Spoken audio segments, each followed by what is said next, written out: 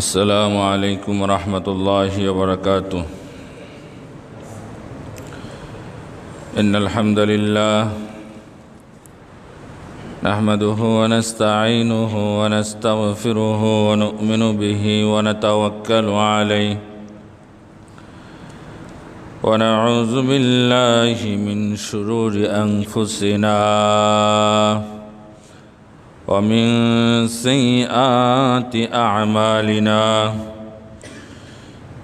من يهده الله فلا مضل له ومن يضلله فلا هادي له، وأشهد أن لا إله إلا الله وحده لا شريك له، وأشهد أن محمدًا عبده ورسوله. أما بعد فأعوذ بالله من الشيطان الرجيم. بسم الله الرحمن الرحيم. ولقد زرعنا لجهنم كثيرا من الجن والإنس لهم قلوب لا يفقهون بها ولهم أعين لا يبصرون بها ولهم آذان لا يسمعون بها. أولئك كالأنعام بل هم أضل، أولئك هم الغافلون. صدق الله العظيم. إن الله وملائكته يصلون على النبي يا أيها الذين آمنوا صلوا عليه وسلموا تسليما. اللهم صل على سيدنا مولانا محمد وعلى آل سيدنا مولانا محمد. اللهم صل على سيدنا مولانا محمد وعلى آل سيدنا مولانا محمد. আলহামদুলিল্লাহ, আল্লাহ সুবহানাহু ওয়া তাআলার শুকরিয়া আদায় করছি, কৃতজ্ঞতা আদায় করছি, যিনি আমাদেরকে পবিত্র জুমার সালাত আদায় করার জন্য প্রতি শুক্রবার আজকেও বাড়িয়ারটেক জামে মসজিদে যথাসময়ে এসে উপস্থিত হওয়ার তৌফিক দান করেছেন। সেজন্য আমরা খুশি হয়ে কালেমাতুশ শুকর আদায় করি, বলি আলহামদুলিল্লাহ। প্রিয় হাজিরিন, পবিত্র কোরআন থেকে আমরা জেনেছিলাম যে পরকালে সন্তান সন্ততি, মা বাবা, ভাই বোন কোনো কাজে আসবে না। কাজে আসবে কলবে সালিম তথা পরিচ্ছন্ন কলবের অধিকারী যারা, পরিচ্ছন্ন কলব নিয়ে যারা আল্লাহর কাছে যেতে পারবে, তারাই কেবল মুক্তি পাবে। সুবহানাল্লাহ। আল্লাহ বলছেন, ইয়াউমা ইয়াফিরুল মারউ মিন আখিহি, মানুষ তার ভাই থেকে পালাবে, ভাই ভাইকে অস্বীকার করবে। কওমিহি ওয়া আবিহি, মা থেকে পালাবে, সন্তান থেকে পালাবে। ওয়াবি বাবা থেকে পালাবে, ওয়া সাহিবাতিহি ওয়া বানি, সঙ্গী থেকে পালাবে, স্বামী তার স্ত্রীকে অস্বীকার করবে, স্ত্রী তার স্বামীকে অস্বীকার করবে, কেউ কাউকে চিনবে না। ওয়া বানি, সন্তান থেকে পালাবে। লিকুল্লি ইমরিইম মিনহুম ইয়াওমাইযিন শাআনুন ইউগনি, প্রত্যেকেই নিজেকে নিয়ে ব্যতিব্যস্ত থাকবে। কোরআনের কথা। আরেক জায়গায় আছে সূরাতুশ শুআরার 88 এবং 89 নম্বর আয়াত, ইয়াউমা লা ইয়ানফাউ মালু ওয়ালা বানুন, ওই কাল কিয়ামতের কঠিন সময়ে মাল তথা সম্পদ কোনো কাজে আসবে না, সন্তান কোনো কাজে আসবে না। ইল্লা মান আতাল্লাহা বিকলবিন সালিম, কাজে আসবে কেবল ওইটাই যা কলবে সালিম, কলবে সালিমের অধিকারী হয়ে যারা আল্লাহর কাছে যেতে পারবে, পরিচ্ছন্ন কলব নিয়ে, পরিশুদ্ধ কলব নিয়ে, হৃদয় নিয়ে, অন্তর নিয়ে যারা আল্লাহর কাছে উপস্থিত হতে পারবে, তারাই মুক্তি পাবে, তারাই জান্নাতে যাবে। সুবহানাল্লাহ। তো এই জন্য বলেছিলাম ইসলামে আত্মশুদ্ধির গুরুত্ব অনেক বেশি। কোরআন সুন্নাহর পরিভাষায় এই আত্মশুদ্ধিকে বলা হয় তাজকিয়াতুন নাফস। এর দুইটি অর্থ হয়ে থাকে, আমি বলেছিলাম। প্রথম অর্থ হচ্ছে পরিষ্কার পরিচ্ছন্ন পবিত্র করা, যেমন বলা হয় জাক্কাইতু হাযা সাউব, আমি এই কাপড়টি পরিষ্কার করলাম, পরিচ্ছন্ন করলাম, পবিত্র করলাম। জাক্কাইতু তাজকিয়া শব্দের সাথে মিল আছে। আর কোরআনের মধ্যে আল্লাহ সুবহানাহু ওয়া তাআলা বলেছেন, খুয মিন আমওয়ালিহিম সাদাকাতান তুতাহহিরুহুম ওয়া তুযাক্কিহিম, হাবিব আপনি তাদের থেকে সাদাকা গ্রহণ করুন মানুষের জন্য। এই সাদকা গ্রহণ করার মাধ্যমে তাদেরকে, তাদের অবশিষ্ট সম্পদ কি হবে? পবিত্র হবে, পরিচ্ছন্ন হবে। তাহলে আমরা জানতে পারলাম তাজকিয়ার প্রথম অর্থ হচ্ছে পরিষ্কার পরিচ্ছন্ন পবিত্র করা, আর দ্বিতীয় অর্থ হচ্ছে বৃদ্ধি পাওয়া। জাকাল মাল ইয়াজকু, সম্পদ বৃদ্ধি পেয়েছে। আমরা জেনেছিলাম যে ইসলামের যে অন্যতম রুকন জাকাত, এই জাকাতকে তাজকিয়া শব্দের উভয় অর্থের বিবেচনাতে জাকাত বলা হয়, কেননা জাকাত দেওয়ার মাধ্যমে জাকাতদাতার অবশিষ্ট সম্পদ একই সাথে পরিষ্কার পরিচ্ছন্ন পবিত্র হয়, সেই সাথে বৃদ্ধিও পায়। সুবহানাল্লাহ। পবিত্র কোরআনের মধ্যে আল্লাহ সুবহানাহু ওয়া তাআলা 9টা কসম করেছেন। আল্লাহ তাআলার কোনো কসম করার প্রয়োজন নেই, কিন্তু আল্লাহ তাআলা যখন কসম করেন এজন্য করেন ওই বিষয়টাকে গুরুত্ব দেওয়ার জন্য, মানুষ যেন এটার গুরুত্ব অনুধাবন করতে পারে। সে হিসেবে একটা কসম করলেও হয়। অনেক জায়গায় আল্লাহ তাআলা একটা কসম করেছেন, কিন্তু পরিশুদ্ধতার ব্যাপারে আলোচনা করতে গিয়ে তার আগে আল্লাহ তাআলা কমপক্ষে 9টা কসম করে তারপরে বলছেন কদ আফলাহা মান যাক্কাহা, সেই সফল যে নিজেকে পরিশুদ্ধ করতে পেরেছে। সুবহানাল্লাহ। আর ব্যর্থকে ওয়াকাদ খাবা মান দাসসাহা, যে নিজের কলবকে পরিশুদ্ধ করতে পারলো না, পরিষ্কার করতে পারলো না, পরিচ্ছন্ন করতে পারলো না, সে ব্যর্থ, সে জাহান্নামী।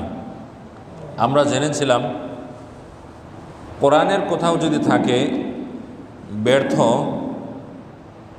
তার মানে হচ্ছে এর পরিণাম জাহান্নাম। যদি বলা হয় এই পাপের কারণে তিরস্কৃত হবে, দুঃখ বোধ করবে, অনুশোচনা করবে, এর মানে হচ্ছে এর পরিণাম হচ্ছে জাহান্নাম।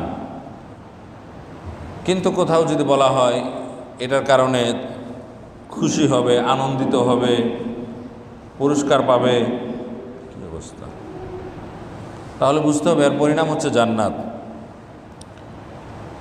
হাদিসও আছে যেটা আমরা অনেক জেনেছিলাম, রাসূলুল্লাহ সাল্লাল্লাহু আলাইহি ওয়াসাল্লাম বলেছেন আলা ইন্না ফিল জাসাদি মুদগাতান, জেনে রাখো মানুষের শরীরের মধ্যে একটা গোশতের টুকরা আছে। ইজা সলুহা সলুহাল জাসাদু কুল্লু ওয়া ইজা ফাসাদা ফাসাদাল জাসাদু কুল্লু, যে এই গোশতের টুকরাটা যখন ভালো হয় গোটা শরীরটাই ভালো হয়ে যায়, সুবহানাল্লাহ। এবং এই টুকরাটা যদি খারাপ হয়ে যায়, গোটা শরীরটাই খারাপ হয়ে যায়। এই গোশতের টুকরাটা যদি কারো ভালো হয় তাহলে সে জান্নাতে যাবে। এই গোশতের টুকরাটা যদি কারো খারাপ হয়, কলুষিত হয়, অপরিষ্কার হয়, তাহলে সে জাহান্নামে যাবে। রাসূলুল্লাহ সাল্লাল্লাহু আলাইহি ওয়াসাল্লাম বলেছেন, আলা ওয়াহিয়াল কলব, এটা হচ্ছে কলব। এটা কি কলব? তাহলে আমরা বুঝতে পারলাম কলব পরিষ্কার পরিচ্ছন্ন করার গুরুত্ব অত্যধিক। হাদিসের মধ্যে এটাও আছে, কোনো ব্যক্তি যখন কোনো পাপ করে তখন তার কলবের মধ্যে একটা কালো দাগ পড়ে যায়। অতঃপর সে যদি তওবা করে তাহলে ওই দাগটা দূর হয়ে যায়, কিন্তু তওবা করলো না, অনবরত পাপ করেই গেল, তাহলে এক সময় পুরো কলবটা কালো হয়ে যায়। এবং তখন শয়তান তাকে নিয়ন্ত্রণে নিয়ে যায়, তাকে পরিচালিত করে। শয়তান যেভাবে তাকে পরিচালিত করতে চায় সেভাবেই সে পরিচালিত হয়। ইস্তাহওয়াযা আলাইহিমুশ শাইতান, আল্লাহ বলছেন তাদের উপর শয়তান ভর করেছে। ফাআনসাহুম যিকরাল্লাহ, তাদের উপর ভর করে আল্লাহর জিকির ভুলে দিয়েছে। কারণ আল্লাহর জিকির করলে কলব পরিষ্কার হয়। আলা বিযিকরিল্লাহি তাতমাইন্নুল কুলুব, কলব পরিষ্কার হয়, ডিপ্রেশন দূর হয়। তো আল্লাহ তাআলা বলছেন ইস্তাহওয়াযা আলাইহিমুশ শাইতান, এই গুমরা মানুষদের উপর শয়তান ভর করে। কলব যাদের কালো হয়ে ধ্বংস হয়ে গিয়েছে তাদের উপর শয়তান ভর করে। ফাআনসাহুম যিকরাল্লাহ, ভর করে আল্লাহর জিকির ভুলিয়ে দেয়। আল্লাহ বলছে উলাইকা হিজবুশ শাইতান, এরাই হচ্ছে শয়তানের দলের লোক, হিজবুশ শাইতান। আলা ইন্না হিজবাশ শাইতানি হুমুল খাসিরুন, আর এরা ক্ষতিগ্রস্ত, এরা জাহান্নামী। এবং এটাও বলেছিলাম, এক কবির একটা নিয়ে এসেছিলাম যে কবি বলছেন গরবা সুরাত আদমিন সাউদে আহমদ আবু জাহেল হামেক সাবুদে, যে আবু জাহেল এবং রাসূলুল্লাহ সাল্লাল্লাহু আলাইহি ওয়াসাল্লাম উভয়কে দেখতে অনেকটা একই রকম দেখা যেত আত্মীয়তার সূত্রে, কিন্তু আবু জাহেল হচ্ছে অমানুষ, জাহান্নামী, তার কলব ঠিক নাই। কলব যদি ঠিক থাকতো তাহলে তো সে ইসলাম গ্রহণ করতো এবং সঠিকভাবে আমল করত। এবং কবি আরও বলছেন গরবা কুওয়াত আদমি ইনসাবুদে গাউ খারাজ আদমি বেহতার সুদে, যে শুধু শক্তির নামই মানুষ নয়, শক্তির নামে যদি মানুষ হতো তাহলে হাতির শক্তি মানুষ থেকে আরও বেশি, হাতি মানুষ হয়ে যেত, বাঘের শক্তি আরও বেশি। তাহলে মানুষ, আমরা যাদেরকে বলি মানুষ হতে হলে ইসলাম গ্রহণ করতে হবে, পরিপূর্ণভাবে ইসলামের প্রতি আত্মসমর্পণ করতে হবে। ইয়া আইয়ুহাল্লাযীনা আমানু দুখুলু ফিস-সিলমি কাফা, কলব পরিষ্কার পরিচ্ছন্ন রাখতে হবে। এই যে তাজকিয়া বলে আত্মশুদ্ধি, আত্মশুদ্ধির মর্মবাণী হচ্ছে যে ব্যক্তি ইবাদত করবে একমাত্র কাকে সন্তুষ্ট করার জন্য? আল্লাহকে। আল্লাহকে সন্তুষ্ট না করে, মানে উদ্দেশ্য যদি হয় আল্লাহকে সন্তুষ্ট করা না, অন্য কোনো কারণে যদি কেউ কোনো ইবাদত করে, ভালো কাজ করে, সেটা আল্লাহর কাছে গৃহীত হবে না। বাংলাদেশের বিভিন্ন জেলায় বন্যা ভয়াবহ আকার ধারণ করেছে, অনেক মানুষ টাকা পয়সা দিয়ে সাহায্য সহযোগিতা করছে। কেননা এরকম ভয়াবহ বন্যা যখন দেখা দেয় তখন ধনী গরিব নির্বিশেষে সবাই কিন্তু অসহায় হয়ে যায়। মানুষের গরু ছাগল হাঁস মুরগি ক্ষতিগ্রস্ত হয়, ফল ফসল ক্ষতিগ্রস্ত হয়, মানুষ নিজেরাও ক্ষতিগ্রস্ত হয়। ঘরে মহিলা আছে, বাচ্চা আছে, গর্ভবতী মহিলা আছে, একটা ভয়াবহ অবস্থা। আমরা যেগুলো দেখি খবরাখবরে, এগুলো হচ্ছে বন্যার সৌন্দর্য, বন্যার ভয়াবহতা আমরা অতটা অনুধাবন করতে পারি না।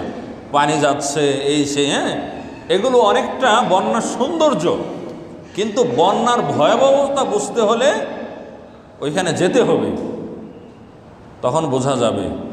তখন আল্লাহর কাছে শুকরিয়া আদায় করতে মনে চাইবে, আল্লাহ কত মানুষ কত কষ্টের মধ্যে আছে, এবং তাদের জন্য স্যাক্রিফাইস করতেও, বিভিন্নভাবে তাদেরকে সাহায্য সহযোগিতা করতেও মনে চাইবে। তো আমি যে জন্য কথাটা নিয়ে আসলাম, তো এই যে মানুষ দান করছে, আলহামদুলিল্লাহ আমরা ধারণা করি যে মানুষ আল্লাহকে সন্তুষ্ট করার জন্য দান করছে, কিন্তু এর বিপরীতে কেউ যদি দান করে এজন্য যে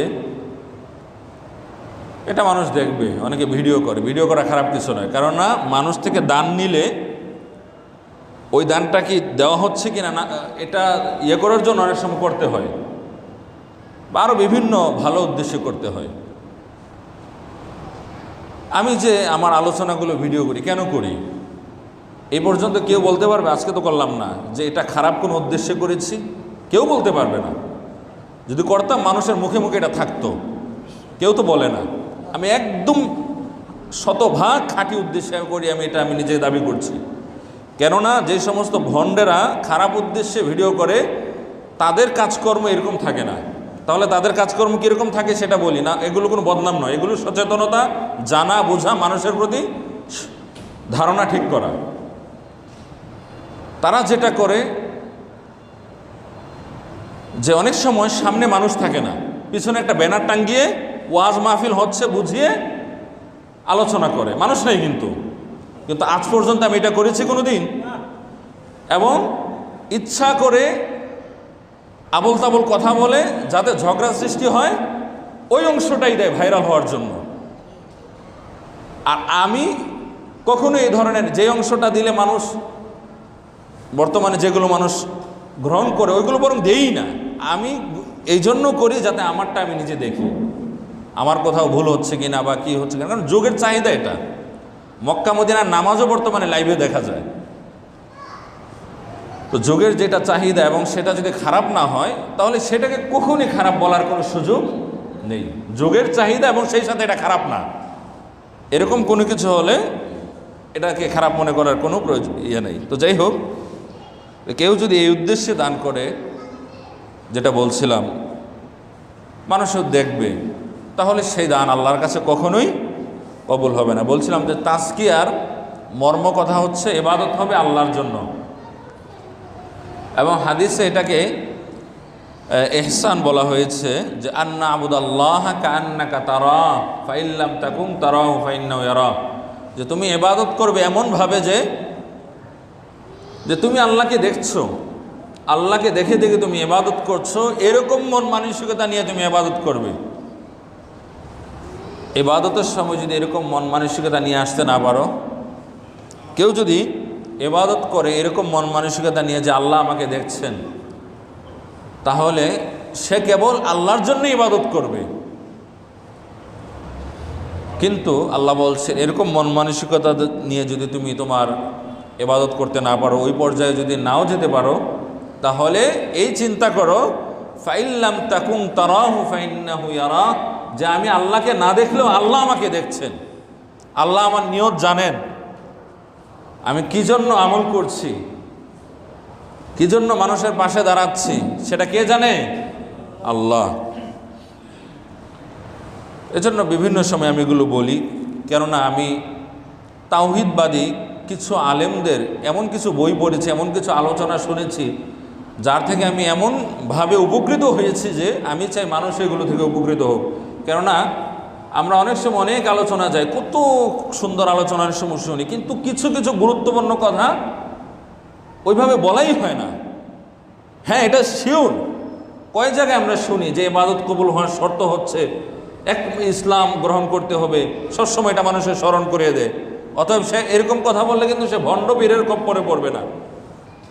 যেখানে বলা হয় যে হিন্দু হোক, বৌদ্ধ হোক, খ্রিস্টান হোক, যার যার ধর্ম অনুযায়ী আমল করে পরকালে গেলে সে নাজাত পেয়ে যাবে, না। এক ব্যক্তি শুধু কাফের হলেই কাফের তা নয়, বরং মাল্লাম ইউকাফিরিল মুশরিকিন, যে ব্যক্তি কাফের মুশরিকদেরকে কাফের মুশরিক বলবে না, আও সাহহা মাযহাবাহুম, অথবা তাদের আকীদাকে, তাদের বিশ্বাসকে সঠিক মনে করবে, ফাকাদ কাফার, সে নিজেও কাফের। ভণ্ডকে যে ভণ্ড বলবে না সে নিজেও কি ভণ্ড, কাফেরকে যে কাফের মনে করবে না সে নিজেও কাফের, ভণ্ডকে যে ভণ্ড মনে করবে না সে নিজেও ভণ্ড। কেননা সে যদি ভণ্ড নাই হবে তাহলে সে ভণ্ডকে সে ভণ্ড কেন বলে না? এটা কিন্তু কোরআন হাদিসের কথা। কাফেরকে কাফের না মনে করলে সে নিজে কাফের হয়ে যায়, ভণ্ডকে ভণ্ড না মনে করলে সে ভণ্ড হয়ে যায়। তো এরপরে সব আমল হতে হবে আল্লাহর জন্য এবং রাসূলুল্লাহ। এরপরে আরেকটা যেটা গুরুত্বপূর্ণ, আমল অনেকে করে, এখানেও ধোঁকা খায় যে অমুক জায়গায় গিয়েছি, তারা কত আমল করে, এগুলোই বলে যে দেখেন এখানে কত আমল হচ্ছে, কত ইবাদত হচ্ছে। মানুষও এগুলো সাধারণ গ্রহণ করে যে কথা তো সত্য। দেখেছি ফজরের পর থেকে কি সুন্দর করে জিকির করায়, তুমি এটা বুঝলা, কিন্তু জিকিরটা রাসূলুল্লাহ সাল্লাল্লাহু আলাইহি ওয়াসাল্লামের তরিকা অনুযায়ী হচ্ছে কিনা সেটা আর বুঝলা না, এটা তোমাকে আর বলে না। এখানেই তুমি ধোঁকাটা খাচ্ছ। জিকির করে এগুলো বলে আমাদের এখানে জিকির আছে, এই আছে, সেই আছে, ঠিক আছে, কিন্তু জিকিরটা রাসূলুল্লাহ সাল্লাল্লাহু আলাইহি ওয়াসাল্লামের তরিকা অনুযায়ী হচ্ছে কিনা সেটা আর বলে না, বা ওইরকম ভাবে রাসূলুল্লাহ সাল্লাল্লাহু আলাইহি ওয়াসাল্লাম জিকির করেছেন কিনা ওইটা তো আর বলে না। এখানেই তো মানুষ ধোঁকা খায়। ইবাদত তো শুধু করলে হবে না, ওই ইবাদতটা রাসূলুল্লাহ সাল্লাল্লাহু আলাইহি ওয়াসাল্লামের তরিকা অনুযায়ী হতে হবে। রাসূলুল্লাহ সাল্লাল্লাহু আলাইহি ওয়াসাল্লামের তরিকা অনুযায়ী যদি ইবাদত না হয়, সেই ইবাদত যত বেশি হোক, যত বেশি হোক, ওই ইবাদত আল্লাহর কাছে গ্রহণযোগ্য হবে না। পাহাড় পরিমাণ ইবাদত নিয়ে কেউ যেতে পারে, পাহাড় পরিমাণ, কিন্তু ওইটা নিজের মন মতো। হ্যাঁ, একজন সঠিকভাবে করতে গিয়ে অনেক ভুলভ্রান্তি হয়ে গেছে, কিন্তু তার উদ্দেশ্য ভালো ছিল, নিয়ত শুদ্ধ, মানে সে চেষ্টা করেছে কিন্তু পারে নাই, বা বিভিন্নভাবে কিছু ভুল ত্রুটি রয়ে গেছে, সেটা একটা আল্লাহ ক্ষমা করে দিতে পারে। কিন্তু যুগের পর যুগ একটা তরিকা, মানুষের নামে একটা তরিকা দাঁড় করিয়ে তার আলোকে কিছু ইবাদত মানুষকে চাপিয়ে দিয়ে কিছু সঠিক কিছু বেঠিক এভাবে মিলিয়ে জগা খিচুড়ি মার্কা ইবাদত মানুষ যতই করো, এই ইবাদত আল্লাহর কাছে গ্রহণযোগ্য কখনই হবে না। এখন এটা শোনার পরে যদি আমাদের মনে হয় অমুক কি কম বুঝে, অমুক কি কম বুঝে না, কেউই কম বুঝে না, খ্রিস্টানও কম বুঝে না, বৌদ্ধও কম বুঝে না, ওই বিজ্ঞানী নাস্তিক যে সেও কম বুঝে না, ওই শিয়া যে আলেম সেও কম বুঝে না। এইগুলো বলে, এগুলো মূলত শয়তানের একটা হাতিয়ার। আল্লাহ বলছেন যে ওয়াইন্না শায়াতিনা লা ইউহুনা ইলা আউলিয়াইহিম, শয়তান তাদের উপর ওহী করে, তাদেরকে দলিল দেয়, শয়তান তার বন্ধুদেরকে দলিল দেয়। লিউজাদিলুকুম, আল্লাহ বলছেন তোমাদের সাথে ঝগড়া করার জন্য।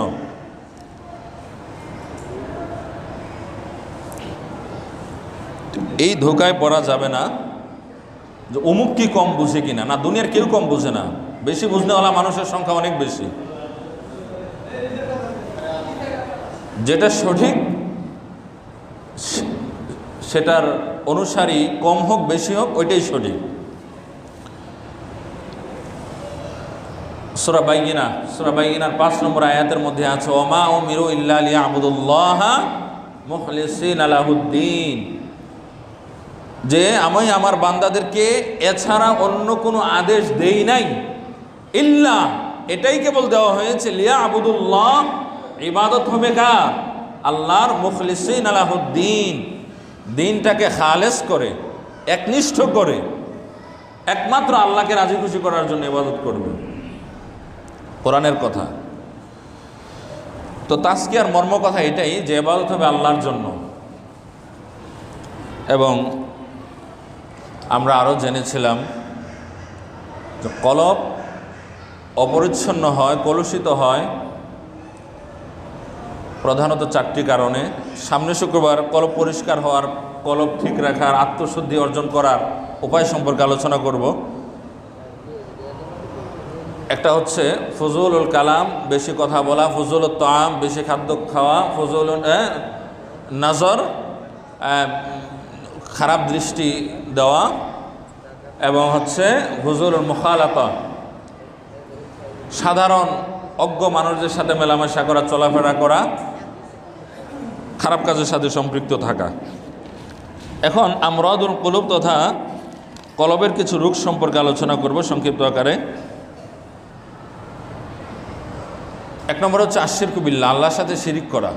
কলবের মধ্যে যখন দাগ পড়ে যায়, মানুষ যখন কলুষিত হয়ে যায়, তখন সে শিরিক করে এবং শিরিকের মধ্যে সে আনন্দ পায়, তৃপ্ত থাকে। 2 নম্বর হচ্ছে আল কুফুর, কুফুরি করা। 3 নম্বর হচ্ছে আর নিফাক, মুনাফিকি করা, কপটতা করা। এগুলো সংক্ষিপ্ত আকারে বলছি। 4 নম্বর হচ্ছে আজ জুলুম, জুলুম করা, অত্যাচার করা, অন্ধকারের মধ্যে থাকা। অন্ধকার মানে চাঁদের আলো নেই, বৈদ্যুতিক লাইট নেই, অন্ধকার হয়েছে, ওই অন্ধকার না, বর্বরতার মধ্যে থাকা। 5 নম্বর হচ্ছে আল কিবরুল হামিয়া, অহংকার করা। 6 নম্বর হচ্ছে আল বগদ, বিদ্বেষ পোষণ করা। এটা শয়তানের একটা হাতিয়ার। আল্লাহ বলছেন ইন্নামা ইউরিদুশ শাইতানু আইয়ুকিয়া বাইনাকুমুল আদাওয়াতা ওয়াল বাগদা ফিল খামরি ওয়াল মাইসির, যে শয়তান চায় মদ এবং জুয়ার মাধ্যমে তোমরা যেন একে অপরের প্রতি বিদ্বেষ পোষণ করো। এটা শয়তান চায় কিসের মাধ্যমে? ফিল খামরি ওয়াল মাইসির, মদ এবং জুয়ার মাধ্যমে। ওয়ায়াসুদ্দাকুম আন যিকরিল্লাহি ওয়া আনিস সালাহ, এবং তোমাদেরকে আল্লাহর জিকির হতে গাফিল রাখতে চায়, সালাত থেকে গাফিল রাখতে চায়। 7 নম্বর হচ্ছে আল গীবা, অন্যের দোষ বর্ণনা করা। অনেক সময় আমরা বলি যে অন্যের যে দোষটা বর্ণনা করছি সেটা তো সত্য, মিথ্যা কথা তো বলছি না, এবং এটা মনে করে আমরা অনেকে মনে করি এটা আর গীবত হচ্ছে না, যেহেতু ঘটনাটা সত্য। কিন্তু গীবত কাকে বলে সেটা আমাদেরকে জানতে হবে। গীবত হওয়ার প্রথম শর্ত হচ্ছে যেটা বলবো সেটা সত্য হতে হবে। সত্য না হলে সেটা গীবত হয় না, সেটা হয় বুহতান, অপবাদ। গীবত হওয়ার 1 নম্বর শর্ত হচ্ছে যেটা বলবো অপর ভাইয়ের নামে সেটা শতভাগ সত্য হতে হবে। একটু যদি সেখানে মিথ্যা থাকে সেটার গীবত হয় না, সেটা হয়ে যায় অপবাদ। তো সুতরাং যেটা বলছি সেটা তো সত্য, এটা মনে করে যে আমার তো আর গীবত হচ্ছে না, এটা মনে করার কোনো কারণ নেই। বরং গীবতের প্রধান শর্ত হচ্ছে যেটা বলবো সেটা সত্য হতে হবে, তাহলে গীবত হবে। মিথ্যা হলে সেটা অপবাদ হবে, যার আরবি হচ্ছে বুহতান। এবং আরেকটা শর্ত হচ্ছে অপরের অসাক্ষাতে বলতে হবে, যার ব্যাপারে বলা হচ্ছে সে সেখানে থাকবে না, তার অসাক্ষাতে, এবং সেটা শুনলে সে কষ্ট পাবে। 8 নম্বর হচ্ছে আল হিরস, লোভ করা। এটা কলবের রোগ। কলবের রোগ থাকলেই কেবল লোভ চলে আসে। 9 নম্বর হচ্ছে আল কিজব, মিথ্যা কথা বলা। 10 নম্বর হচ্ছে আল বুখল, কৃপণতা করা। আল্লাহ তাআলা কোরআনের মধ্যে বলছেন ওয়ালা তাজআল ইয়াদাকা মাবসুতাতান ইলা উনুকিকা ওয়ালা তাবসুতহা কুল্লাল বাসতি ফাতাকুদা মালুমান মাহসুরা, যে তুমি তোমার হাতকে একদম সম্প্রসারিত করেও দিও না, আবার সংকুচিত করো না। তোমার সামর্থ্য অনুযায়ী যেখানে যতটুকু খরচ করা উচিত ততটুকু করো, বেশি করো না, তাহলে এটাও গুনাহ। আবার কৃপণতাও যদি করে সেটাও কি হবে? গুনাহ হবে।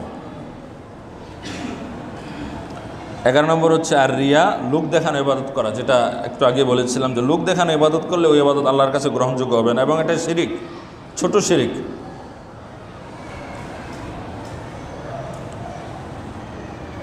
12 নম্বর হচ্ছে আল গুরুর আল খিদা আল মুদাহানা, ধোকা দেওয়া, প্রতারণা করা। রাসূলুল্লাহ সাল্লাল্লাহু আলাইহি ওয়াসাল্লাম বলছেন মান গস্সা ফালাইসা মিন্না, এরকম কথা আছে, যে ব্যক্তি ধোকা দিল সে আমার উম্মত নয়। 13 নম্বর হচ্ছে ইত্তেবাউল হাওয়া, প্রবৃত্তির অনুসরণ করা, মানে মন যা চায় সেটাই করা। মন যা চায় তাই করা যাবে না। ইসলাম মানে হচ্ছে আত্মসমর্পণ করা।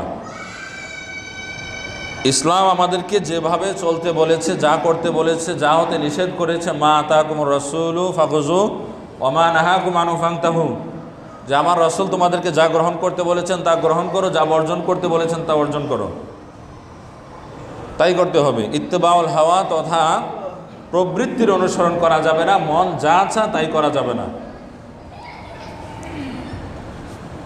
14 নম্বর হচ্ছে আল বিদআতু আল হাদাস, ইসলামের নামে নতুন আবিষ্কৃত ইবাদতের অনুসরণ করা। ইসলামের নামে একটা ইবাদত চালু করে দেওয়া হলো, তাতে সন্তুষ্ট হয়ে সেটা পালন করা, আদায় করা, এটা কলবের রোগ, এটা বেদাত। আমি যে খুতবার মধ্যে বলি ওকুল্লা বিদআতিন, ওকুল্লা বিদআতিন দালালা, যে প্রত্যেক বেদাত হচ্ছে পথভ্রষ্টতা, ওকুল্লা দালালাতিন ফিন্নার, এবং এই পথভ্রষ্টতার পরিণাম হচ্ছে জাহান্নাম। এরপরে হাদিস আরও আছে, মান আহদাসা ফি আমরিনা হাযা ফিহি ফালাইসা রদ্দুন, এরকম আছে, মান আহদাসা ফি আমরিনা হাযা মা লাইসা ফিহি রদ্দুন। আয়েশা রাদিয়াল্লাহু তাআলা আনহা থেকে বর্ণিত, রাসূলুল্লাহ সাল্লাল্লাহু আলাইহি সাল্লাম বলেছেন, যে ব্যক্তি এমন কোনো ইবাদত করলো, আমল করলো, যা আমরা দেই নাই, আমি দেই নাই, আমার আল্লাহ দেয় নাই, ফাহুয়া রদ্দুন, তা প্রত্যাখ্যাত, তা কখনই গ্রহণযোগ্য হবে না। যেটা একটু আগে বলেছি, আমরা শুধু ইবাদতটা দেখি, মানে বলি যে ইবাদত করছি, কিন্তু ইবাদতটা সঠিক কিনা সেটা দেখি না, কারণ ওই বিষয়টা তো আমরা অনেকে জানি না। আর এই জন্যই যে সমস্ত ভণ্ডরা লাল কাপড় পরিধান করে, গলায় তাবিজ ঝুলিয়ে বটগাছের নিচে থাকে, এই করে সেই করে, সঠিক জ্ঞান না থাকার কারণে এগুলোকে আমাদের কাছে ধার্মিকতা মনে হয় যে আল্লাহর ওলি, অনেকে বলে আল্লাহর ওলি। না না, এই ধরনের মানুষ কখনোই আল্লাহর ওলি হতে পারবে না। রাসূলুল্লাহ সাল্লাল্লাহু আলাইহি সাল্লামের সুন্নতের বাহিরে গিয়ে পৃথিবীর কোনো মানুষ আল্লাহর ওলি হতে পারবে না। এটাকে কেউ যদি রাসূলুল্লাহ সাল্লাল্লাহু আলাইহি সাল্লামের সুন্নতের বাহিরে জীবনযাপন করে, এবং কোনো মানুষ যদি বলে যে সে আল্লাহর ওলি, তার মানে হচ্ছে সে ইসলামকে কটাক্ষ করছে। সে বলছে পরোক্ষভাবে যে রাসূলুল্লাহ সাল্লাল্লাহু আলাইহি সাল্লামের সুন্নাহর বাহিরে গিয়েও আল্লাহর ওলি হওয়া যায়, সে এটা বলছে। কিন্তু জেনে রাখতে হবে, রাসূলুল্লাহ সাল্লাল্লাহু আলাইহি সাল্লামের সুন্নতের বাহিরে গিয়ে কোনো মানুষ আল্লাহর ওলি হতে পারবে না। একজন পাগল, সত্যিকার অর্থে পাগল, সে যদি পাগলামি করে, তো হাদিসেই তো আছে, 3 ব্যক্তির উপর থেকে আল্লাহর কলম উঠিয়ে নেওয়া হয়। এক হচ্ছে যে ব্যক্তি ঘুমিয়ে আছে, তো ঘুমিয়ে থাকলে তো আর তার কোনো দোষ নাই, ঘুম থেকে ওঠার পরে তখন আমলনামা চালু হবে, ভালো হোক খারাপ হোক। কিন্তু যে ঘুমিয়ে আছে তার উপর থেকে কলম উঠিয়ে নেয়। যে শিশু, যতদিন শিশু থাকবে, বড় না হবে, তার উপর থেকে আল্লাহর কলম উঠিয়ে নেওয়া হয়। 3 নম্বর হচ্ছে পাগল, যদি সুস্থ না হয়, পাগল থাকে, তার উপর থেকে আল্লাহর কলম উঠিয়ে নেওয়া হয়। সেটা আমরা বলতে পারি সত্যিকার অর্থে পাগল হলে, যে তার উপর থেকে আল্লাহর কলম উঠিয়ে নেওয়া হয়েছে। কিন্তু কেউ যদি পাগলের বেশ ধারণ করে, কিন্তু পাগল না, বুঝে, তাকে যে অনুসরণ করে অনেকে আল্লাহর ওলি বলছে, সেগুলো বুঝে, মজা নিচ্ছে, বাধা প্রদান করছে না, তাহলে সেও জাহান্নামী, আর যারা তাকে অনুসরণ করছে তারাও জাহান্নামী। 15 নম্বর হচ্ছে আল গদব, অকারণে রাগান্বিত হওয়া। 16 নম্বর হচ্ছে আল জাহলু, দিন ধর্ম সম্পর্কে অজ্ঞ থাকা। 17 নম্বর হচ্ছে তাকলিদুল আবা, পূর্বপুরুষের অন্ধ অনুসরণ করা। এই রোগটাও তো আমাদের আছে, এটা তো কলবের রোগ। কলবের রোগ থাকলে এই কথাগুলো বের হয়। পূর্বপুরুষেরা যেই ভালো যারা আর কি, তাদের কথা তো অবশ্যই শুনতে হবে, কারণ এটা আল্লাহরই কথা। ইয়া আইয়ুহাল্লাযীনা আমানুত্তাকুল্লাহ কুনু মা'আস সাদিকিন, আল্লাহকে ভয় করো, সত্যবাদীদের সঙ্গে হয়ে যাও। কিন্তু অনেকে কলবের রোগ থাকার কারণে বলে যে এটা তো আমার অমুকে বাবা, এটা দাদা, অমুক আত্মীয়, তারা তো এই ধারা চালু করেছিল।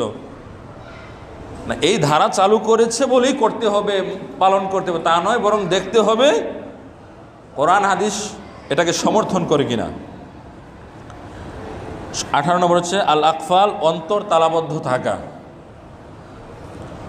আমি যে আমল করছি, যেভাবে চলছি, সেটা ঠিক কিনা, এটা নিয়ে কোনো চিন্তা ভাবনা নেই। আল্লাহ কোরআনের মধ্যে বলছেন, আফালা ইয়াতাদাব্বারুনাল কোরআন, তোমরা কি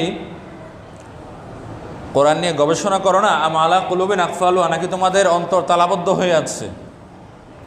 তো কোরআন আল্লাহ তাআলা দিয়েছেন বুঝে বুঝে পড়ার জন্য, বুঝে বুঝে পড়ে আমল করার জন্য।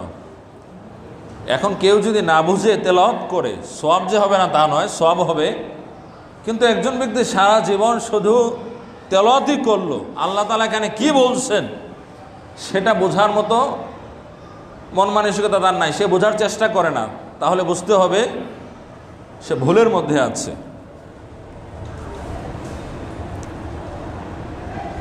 19 নম্বর হচ্ছে আল ইন্তিকাসা, কাফেরদের সম্মুখে মাথা নত না করা। এটা মাথা নত করলে বুঝতে হবে কলবের রোগ থাকার কারণে মাথা নত করছে। ওয়াকাইম মিন নাবিয়্যিন কাতালা মাআহু রিব্বিয়ুনা কাসীর, আল্লাহ বলছেন কত আল্লাহ ওলি আছে ছিল যারা নবীদের সাথে যুদ্ধ করেছে, নবীদেরকে সাহায্য করেছে। এরপরে বলা আছে ফামাস্তাকানু, ওয়াকাইম মিন নাবিয়্যিন কাতালা মাআহু রিব্বিয়ুনা কাসীর ফামা ওয়াহানু লিমা আসাবাহুম ফি সাবিলিল্লাহি ওয়া মা দুআফু ওয়া মাস্তাকানু। আল্লাহ বলছেন এই আল্লাহর ওলিগণ কাফেরদের সামনে মাথা নত করে নাই। এরপরে 20 নম্বর হচ্ছে আত্মাজকে আত্মপ্রশংসা করা, নিজের প্রশংসা করা। এটা কিন্তু ইবাদত ধ্বংস হওয়ার একটা কারণ। নিজে ইবাদত করে সেটা বলা বা নিজের প্রশংসা নিজে করা, এটা ইবাদত বরবাদ হওয়ার একটা কারণ। কোরআনের মধ্যে আছে, সূরা নাজমের মধ্যে হতে পারে ফালা তুযাক্কু আনফুসাকুম, তোমরা নিজেরা নিজেদের পরিশুদ্ধতা বয়ান করো না, নিজেরা নিজেদের প্রশংসা করো না, বলো না যে এই আমল করেছি, এইটা করি, সেটা করি, এই করে সেই করি। ফালা তুযাক্কু আনফুসাকুম, নিজেরা নিজেদের প্রশংসা করো না, নিজেদের আমল নিয়ে সন্তুষ্ট থেকে মানুষকে বলে বেড়াবে না। এবং আরেক জায়গায় আল্লাহ তাআলা শিরকের আলোচনা করে তারপরে বলছেন, রাসূলুল্লাহ সাল্লাল্লাহু আলাইহি সাল্লামকে উদ্দেশ্য করে বলছেন আলাম তারা ইলাল্লাযীনা ইউযাক্কুনা আনফুসাহুম, হে আমার হাবিব আপনি কি তাদেরকে দেখেন নাই যারা নিজেদেরকে পুত পবিত্র মনে করে, ইউযাক্কুনা আনফুসাকুম, এবং নিজেরা নিজেদের প্রশংসা করে মানুষের কাছে বলে বেড়ায়, তাদের কি আপনি দেখেন নাই? তারা তো পথভ্রষ্ট। 21 নম্বর হচ্ছে আত্মাতয়্যরু, শুভ লক্ষণ কুলক্ষণে বিশ্বাস করা। কলবে রোগ আছে, ইবাদতে মন নাই, ইসলাম কি বলেছে, রসুল কি বলেছে, আল্লাহ কি বলেছে, এদিকে খেয়াল নাই। কোথায় কে শুভ লক্ষণ কুলক্ষণ বলে, কি করে না করে, কে আংটি দেয়, কে তাবিজ দেয়, ওদিকে দৌড়াদৌড়ি। এবং একটা কথা বলতে গিয়ে বোধ হয় কয়েক শুক্রবার আগে ভুলে গিয়েছিলাম, আমি বলেছিলাম যে পরিপূর্ণ কথাটা বোধ হয় বলা হয় নাই, যে যেই ব্যক্তি যেই চিন্তা চেতনা নিয়ে সন্তুষ্ট থাকতে চায়, আল্লাহ তাআলা তার সপক্ষে দলিল দিয়ে দেন যে তুমি এভাবে সন্তুষ্ট থাকতে চাও, তুমি এভাবেই থাকতে পারবা। যে রাসূলুল্লাহ সাল্লাল্লাহু আলাইহি ওয়াসাল্লাম একজন সাহাবী, সম্ভবত আব্বাস রাদিয়াল্লাহু তাআলা আনহু, বা যে সাহাবী হোক, আবার কিতাব দেখে নিতে হবে, কিন্তু ঘটনা সত্য যে তার স্ত্রী তার চোখে মাঝে মাঝে জ্বালাপোড়া করতো, চুলকানি হতো। ওনার ধারণা ছিল যে অমুক ইহুদি, সে ঝেড়ে দিলে, সে ফুফা দিলে তার ধর্মগ্রন্থ পড়ে ভালো হয়ে যায়। ওনার স্বামী কোরআন পড়ে ফু দিবে, এটার প্রতি ওনার এত বিশ্বাস ছিল। কোরআনের প্রতি বিশ্বাস আছে, তারপরেও উনি মনে করতো যে ওই ব্যক্তি যদি ঝেড়ে দেয় তাহলে চোখটা ভালো হয়ে যাবে, ভালো হয়ে যায়। তো দেখা যেত তাই হতো, তিনি যখনই তার কাছে যেত তার চোখ ভালো হয়ে যেত, কেননা তিনি এই চিন্তা চেতনা, এই আকীদা নিয়ে তিনি সন্তুষ্ট থাকতে চেয়েছেন, বিশ্বাস করেছেন। এর সপক্ষে আল্লাহ তাআলা দিয়ে দিয়েছেন। এই জন্যই দেখা যায় যেই ব্যক্তি মনে করে যে অমুক পুকুরের পানি পান করলে তার এই রোগ ভালো হবে, এটা হবে, সেটা হবে, দেখা গেছে সে সারা জীবন ওইখানেই থেকে যায়, কারণ এটা নিয়ে সে সন্তুষ্ট থাকতে চায়, এটা সে বিশ্বাস করে। এর অর্থ এই নয় যে যেটা বিশ্বাস করবে সেটা আবার ঠিক আছে, এটা এরকম নয়। কিন্তু ঠিক একটা, ঠিক কখনো দুইটা হতে পারে না। এরপরে আত্মামান্নি, বেশি বেশি আশা করা। এরপর হচ্ছে আল খৌফ, ভয় করা, অকারণে ভীত হওয়া, কলবের রোগ। 24 নম্বর হচ্ছে আত্মাওয়াহুম, বদ ধারণা করা, মানুষের প্রতি খারাপ ধারণা করা, এটা কলবের রোগ। কলবের রোগ থাকলে পরে এটা হয়। 25 নম্বর আল হাসাদ, হিংসা করা। রাসূলুল্লাহ সাল্লাল্লাহু আলাইহি ওয়াসাল্লাম ইয়াকুম আল হাসাদ, তোমরা হিংসা থেকে বেঁচে থাকো। ফাইনাল হাসাদ ইয়াকুল হাসানাত কামা তাকুর নার ওয়াল হাতব, কেননা আগুন যেরকম শুকনো কাঠকে খেয়ে ফেলে, হিংসা মানুষের নেকিগুলোকে ওইভাবে খেয়ে ফেলে। আজকে এতটুকুই থাক, আগামী শুক্রবার আলোচনা আরও অত্যন্ত বেশি গুরুত্বপূর্ণ। তো আজকে শেষ কথা হচ্ছে এটা যে আপনারা জানেন যে বাংলাদেশের বিভিন্ন জেলায় ভয়াবহ আকারে বন্যা হয়েছে, এবং বন্যা যখন হয় ধনী গরিব নির্বিশেষে সবাই কিন্তু অসহায় হয়ে যায়। অনেক মানুষের গরু ছাগল হাঁস মুরগি এগুলো মরে একদম সাফ হয়ে যায়। ফল ফসল পুকুর তো ডুবে যায়। আরও বিভিন্নভাবে মানুষ মাছ চাষ করে, লক্ষ লক্ষ কোটি কোটি টাকার ক্ষতি মানুষের হয়, যাদের মানে এরকম টাকা পয়সা আছে, বিভিন্নভাবে যারা পশুপালন করে, মাছ চাষ করে, ফল ফসল লাগায়, তো কম বেশি কিন্তু সবাই ক্ষতিগ্রস্তের শিকার হয়। আর যারা ক্ষতিগ্রস্তের শিকার হয়েছে, আমরাও কিন্তু ক্ষতিগ্রস্তের শিকার। ওদের ক্ষতিগ্রস্ত মানে কি আমাদেরও ক্ষতিগ্রস্ততা। তো রাসূলুল্লাহ সাল্লাল্লাহু আলাইহি ওয়াসাল্লাম বলেছেন, একটা হাদিস আছে, যে ব্যক্তি তার কোনো ভাইয়ের কোনো হাজত প্রয়োজন পূরণ করে দেবে, বিপদ দূর করে দেবে, আল্লাহ তাআলা পরকালে তার বিপদ দূর করে দেবে। সুবহানাল্লাহ। সারা বাংলাদেশে মানুষরা দেখেছেন কিভাবে তাদের পাশে দাঁড়াচ্ছে সামর্থ্য অনুযায়ী। সেই হিসেবে আমাদের কিন্তু দাঁড়ানো উচিত, না হলে কিন্তু আমাদেরই খারাপ লাগবে যে আমরা আমাদের কর্তব্য পালন করলাম না। তো এজন্য আজকে বাংলাদেশে প্রায় মসজিদে কিন্তু টাকা তোলা হবে। তারই ধারাবাহিকতায় আজকে আমাদের মসজিদেও টাকা তোলা হবে। আপনারা মসজিদের টাকাগুলো দেওয়ার পরে বন্যার্তদেরকে টাকা আপনারা দিবেন, যে যা পারেন। কেউ যদি মনে করেন যে এখন টাকা নিয়ে আসেন, এই পরে দেবো, 1000 2000 5000 দিতে পারেন। যুবক ভাইয়েরাও আসরের নামাজের পরে এই গ্রামের যুবক ভাইয়েরা বাড়ি বাড়িকে টাকা তুলবেন। তো আপনারা কিন্তু টাকা দিবেন, সবাই দিলে ভালো লাগবে। এরপরে টাকাগুলো তোলার পরে সব টাকা একত্রিত করে বা যেভাবেই হোক আমরা দেখব সঠিক উপায়ে কিভাবে তাদের কাছে সেই টাকাগুলো দেওয়া যায় বা কিভাবে তাদেরকে সাহায্য সহযোগিতা করা যায়, সেটা অবশ্যই আমরা দেখব। তো আমরা যেন সবাই পাশে দাঁড়াতে পারি সেই কামনাই করি। আর আশাদ ভাই, মধ্যপাড়ার এলমা শায়েতের বাবা আশাদ ভাই, তার মা মারা গিয়েছেন আজকে সকালে। ইন্না লিল্লাহি ওয়া ইন্না ইলাইহি রাজিউন। গত বেশ কয়েক বছর আগে তার বাবাও চলে গিয়েছিলেন, কাঞ্চন সাহেব ওনার নাম। তো মরহুমার জানাজার নামাজ আসরের নামাজের পরে 5:30 বাড়িয়ারটেক সামাজিক ঈদগাহ মাঠে অনুষ্ঠিত হবে। তো আমরা নামাজের পরেই, অর্থাৎ আসরের নামাজের পরেই আমরা জানাজার নামাজ পড়ার জন্য চলে যাব। তো আমরা যারা সুন্নত নামাজ পড়িনি, 4 রাকাত সুন্নত নামাজ পড়িনি।